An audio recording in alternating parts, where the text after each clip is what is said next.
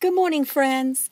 This morning, I'm reminded that God's powerful voice spoke to a storm bringing complete peace, according to the Gospel of Luke. I was teaching in Sliven, Bulgaria. I remember the night with such detail. The meeting place was standing room only. There were families gathered waiting for the word to be delivered.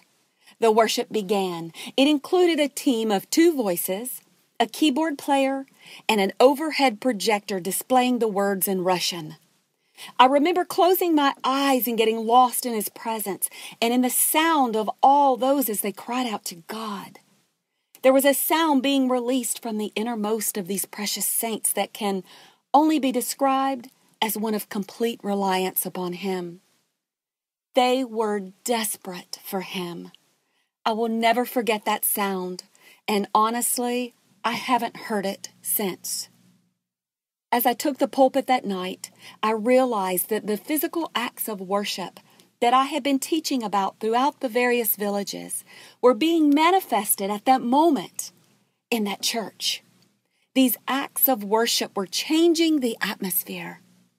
The Bible tells us that worship is a physical act as well as an intelligent and spiritual one.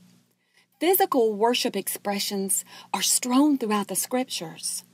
Some of these are kneeling before the Lord in a state of submission, lifting your hands to God as your source in adoration, standing in praise before your King as an act of honor, clapping your hands with rejoicing, celebration, dancing with childlike joy, bowing your head in humility, lifting your head with expectancy in anticipation, prostrating yourself in dependency.